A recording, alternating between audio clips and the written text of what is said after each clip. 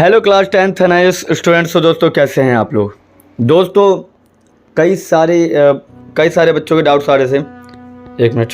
हाँ ठीक है। कई सारे बच्चों का इशू आ रहा था कि भैया एक बात बताओ, हिंदी मीडियम है, इंग्लिश मीडियम कैसे करें।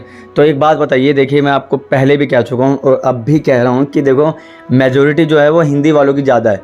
ठीक है, तो मैं उसी के बेस पे अपनी PDF तैयार करता हूँ। आप लोगों का काम ये है कि आप लोग मुझे कॉर्नर में मैसेज करके आप पूछ सकते हैं कि मैं आपको उसकी PDF ग्रुप में प्रोवाइड कर दिया करूँगा इंग्लिश मीडियम। ठीक है, मगर जब तक मुझे बच्चों का मैसेज नहीं आता तब तक मैं आप लोगों को अलाउ नहीं करता इंग्लिश मीडियम के लिए। ठीक है, PDF के लिए। और आप लोग यहाँ मैसेज करके कोई फ़ायदा नहीं है आप लोगों के लिए। आप लोगों को मैसेज करना पड़ेगा व्हाट्सअप पे, जहाँ पे भी मैंने कॉर्नर पे नंबर दे रखा है। ठीक है, और इसके अलावा ये भी है कि मैं वीडियो नहीं बना पाऊँगा पूरी इंग्लिश मीडियम में। आप भी जानते हैं कि इंग्लिश मीडियम में वीडियो बनाओ तो फिर हिंदी मीडियम वाले स्टूडेंट्स नहीं देखते। ठीक है, और हिंदी मीडियम में बनाओ तो इंग्लिश मीडियम वाले नहीं देखते।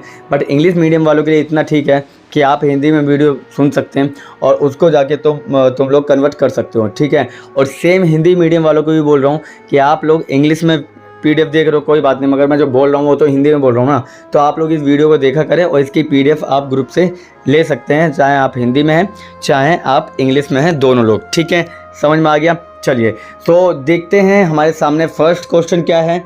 और आज क्वेश्चन नहीं है, आज हमारा प्रॉपर ना एक फर्स्ट वर्ल्ड वॉर से रिगार्डिंग एक क्वेश्चन आया जो कि बहुत बार पूछा गया है। तो मैंने सोचा कि चलो इसी पे बात कर लेते हैं। और इसका जो काम है, ठीक है, इसका काम बहुत ज़्यादा है, हमने देखा हुआ है। तो क्वेश्चन है हमारे सामने कि causes of first world war. ठीक है, यानी कि पहले वर्ल्ड वॉर का कॉजेज़ बताइए, यानी कारण बताइए। और इस पर हम पहले भी बात कर चुके हैं। ठीक है, चलो आज फिर से लेकर आए हैं। देखिए, the text primarily discuss the role of imperialism and colonialism in leading to the world war first. ठीक है, यानी कि हम इसमें साम्राज्यवाद और औपनिवेशवाद पर बात करेंगे।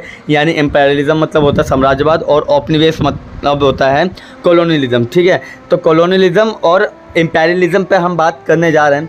तो सबसे पहला टॉपिक जो है हमारे सामने इसमें है इंटेंस कंपटीशन फॉर कॉलोनीज। ठीक है, यानी कि मैंने आप लोगों को बताया कि उस समय में जब यूरोप के अंदर अलग अलग देश जो थे वो डेवलप हो चुके थे, तो वहाँ पे इंडस्ट्री की नीड पड़ी। ठीक है, और इंडस्ट्री की नीड पड़ने के बाद उनको सबसे ज़्यादा जो नीड पड़ी वो कच्चे मटेरियल की पड़ी, यानी रॉ मटेरियल की पड़े। ठीक है, और इसके कारण क्या हुआ, उनको एक मार्केट भी चाहिए थी। ठीक है, और एक कंपटीशन चाहिए था। ठीक है, तो इन्होंने ऐसा किया, इन्होंने सोचा यूरोप के अंदर तो सब डेवलप हो रहे हैं, ठीक है, और नहीं डेवलप हो रहे वो है अफ्रीकन कंट्री और एशियन कंट्री। तो क्यों ना एशियन कंट्री और अफ्रीकन कंट्री दोनों को फोकस किया जाए और दोनों में अपनी कॉलोनीज़ ज़्यादा से ज़्यादा कॉलोनीज़ बनाने का प्रयास किया जाए। ठीक है, और इसी में हम देखते हैं कि ब्रिटेन सबसे आगे रहा और ब्रिटेन ने अफ्रीका के अंदर भी कई सारी कॉलोनीज़ बनाई।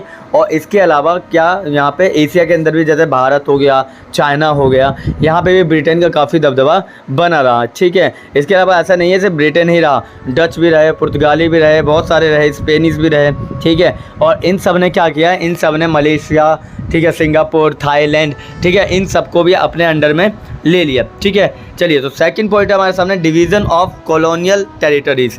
ठीक है, यानी कि कॉलोनियल टेरिटरीज़ जो है उसका डिवीज़न कैसे किया जाता है। ठीक है, तो देखो, by the late 19th century most of Asia and Africa has been colonised, leaving little room for further expansion. This led to increased tension and rivalries among European powers. ठीक है, तो 19वीं शताब्दी के लास्ट तक आते आते एशिया और अफ्रीका के अंदर कॉलोनीज़ बहुत सारी बन चुकी थी और उनको ना अपने आप को और एक्सपेंशन करने के लिए उनको एक दूसरे से लड़ाई करनी नीड पड़ गई। ठीक है, तो कहीं ना कहीं ये भी दूसरा कारण बनता है कि क्योंकि अभी हम क्या देख रहे हैं, अभी हम देख रहे हैं फर्स्ट वर्ल्ड वॉर के अंदर कारण लड़ाई के। तो लड़ाई के कारण तो तभी होंगे ना जब कंपटीशन बहुत ऊपर पहुंच जाएगा। ठीक है, और फिर उसके बीच में समझौता तो होगा नहीं कि भाई तुम ऐसा करो, तुम ये वाला ले लो। ऐसा नहीं है, देखो बहुत सारी कंट्री ऐसी है जिन्होंने समझौता भी किया। फॉर एग्जांपल फ्रांस के साथ और फ्रांस के साथ और ब्रिटेन के साथ एक समझौता हुआ था जिसमें ब्रिटेन ने अपने मलेशिया वाले काफ़ी द्वीप इनको दे दिए थे फ्रांस को। फ्रांस वालों ने क्या किया, अपने नीचे का जो साउथ इंडिया था ना वो सारा का सारा उनको दे दिया था। ठीक है, तो ऐसे भी होता था मगर कई बार नहीं होता था, जिसके कारण 1914 में हम देखते हैं फर्स्ट वर्ल्ड वॉर अपने पीक पे पहुंच गया था। ठीक है, चलो तो तीसरा रूल है हमारे सामने, तीसरा पॉइंट है जर्मनी के rise as an industrial power. ठीक है, यानी कि जर्मनी के अंदर इंडस्ट्रियल पावर कितनी ज़्यादा फेमस हो गई थी, हमने इसके बारे में बात की थी। मैंने आपको जब फर्स्ट वर्ल्ड वॉर के बारे में पढ़ाया था तब मैंने आपको बताया था कि जर्मनी के अंदर रैपिड इंडस्ट्रियलाइजेशन हो रहा था। रैपिड इंडस्ट्रियलाइजेशन मतलब क्या होता है, यानी कि जल्दी जल्दी औद्योगिकरण हो रहा था, जिसके कारण क्या होता है कि चैलेंज करता है इकोनॉमिक को, ठीक है, इकोनॉमिक डोमिनेंस को चैलेंज किया जाता है ब्रिटेन और फ्रांस द्वारा, ठीक है। और इसके द्वारा क्या होता है कि अब कॉम्पिटिशन इतना टॉप पे पहुँच गया था कि कॉलोनीज़ और मार्केट हर कंट्री को चाहिए ही चाहिए थे, चाहे वो जर्मनी हो, अमेरिका हो, फ्रांस हो, ब्रिटेन हो, स्पेन हो, डच हो, जो भी है, सबको क्या चाहिए थी, अब कॉलोनीज़ चाहिए थी और मार्केट्स चाहिए थी, ठीक है। अगला आता है नेवल राइवलरी। नेवल राइवलरी का मतलब होता है कि भाई अब सबने अपनी जो वो थी ना, अपनी आर्मी जो थी बहुत स्ट्रॉन्ग कर ली थी, और सबसे ज़्यादा ब्रिटिश की सुप्रीमेसी जो थी वो किस पे थी, वो आर्मी जो थी उनके पास नेवल थी। नेवल मतलब होता है नेवी, ठीक है, नेवी मतलब कि समुद्री सेना।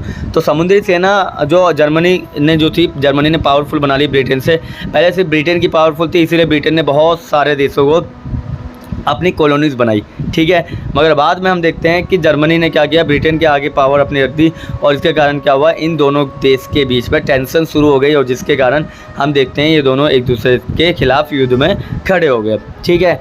एंड नेक्स्ट टॉपिक है अलायंस सिस्टम।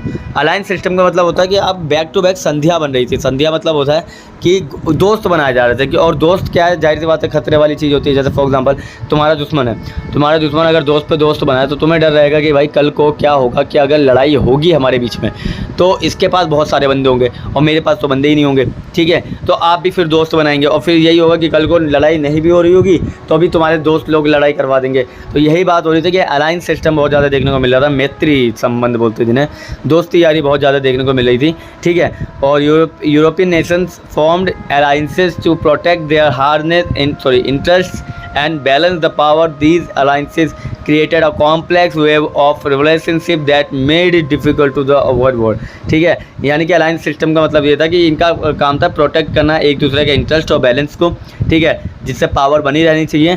और कॉम्प्लेक्स, एक बहुत ज़्यादा कॉम्प्लेक्स ये रिलेशनशिप बनने लगे कि कोई तुम्हारा दोस्त तो ज़रूरी नहीं कि सामने वाले का दुश्मन हो सकता है वो तुम्हारे साथ दुश्मनी करके तुम्हारा दोस्त बन रहा हो। तो बहुत सारी कॉम्प्लेक्सिटी आने के कारण क्या होता है, फर्स्ट वर्ल्ड वॉर स्टार्ट होता है। क्या होता है, फर्स्ट वर्ल्ड वॉर स्टार्ट होता है, ठीक है। मैं फिर से कह रहा हूँ, अगर आप लोगों को अभी भी नीड है तो आप पेड कोर्सेज हमारा ले सकते हैं, जो कि बहुत बहुत ज़्यादा सस्ता है, ठीक है। और अब धीरे धीरे हम क्या कर रहे हैं, अभी एक कुछ शुरुआत करने वाले हम। सिर्फ हमारे ये मान लो अभी हमारे 1000 सब्सक्राइबर होने वाले हैं, सिर्फ 40 सब्सक्राइबर, और उसके बाद मैं आप लोगों के लिए कुछ नया लेकर आऊँगा, ठीक है, 1000 सब्सक्राइबर होने की खुशी में, ठीक है। चलो, तो अभी क्या है, अलायंस सिस्टम मैंने बता दिया। आगे देखते हैं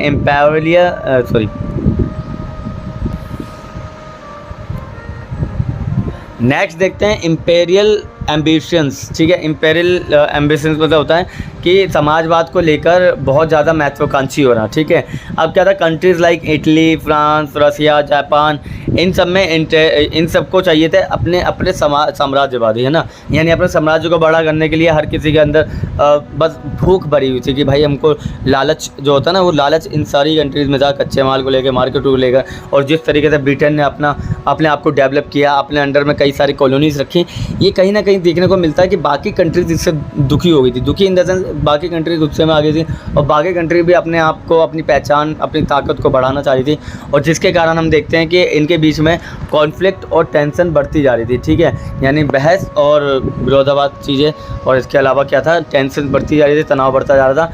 और यही कारण आगे जाके हम देखते हैं कि यही आर्ग्यू बना, और यही आर्ग्यू जो था वो एक कंपटीशन का रूप लेता है, और कंपटीशन इतना टॉप पे चला जाता है कि colonies coupled with the development of complex alliances system created a highly unstable situation in Europe that eventually led to World War First, ठीक है। और इस तरीके से वर्ल्ड वॉर फर्स्ट की तरफ इन्होंने अग्रसर किया खुद को, ठीक है, यानी अपने आप को आगे तक पहुंचाया, ठीक है। तो ये फर्स्ट वर्ल्ड वॉर का जो भी कारण थे, मैंने सारे कारण बता दिए। अब आप लोगों का काम ये है कि ये अगर आप लोगों को चाहिए तो आप नीचे दिए हुए कॉर्नर नंबर पे मैसेज करके व्हाट्सएप पे मांग सकते हैं। बाकी अगला टॉपिक कौन सा होना चाहिए, अगली वीडियो किस पे होनी चाहिए, वो आप लोग कमेंट में बता दीजिएगा। अब 1 महीने ढंग से तैयारी कर लो, क्योंकि सितंबर के बाद अक्टूबर, और अक्टूबर में आप लोगों का एग्ज़ाम। बाकी ऑन डिमांड वालों का भी एग्ज़ाम आने ही वाला है 29 तारीख के बाद से, ठीक है। चलिए, तो मिलते हैं किसी और वीडियो में, तब तक के लिए थैंक यू और धन्यवाद।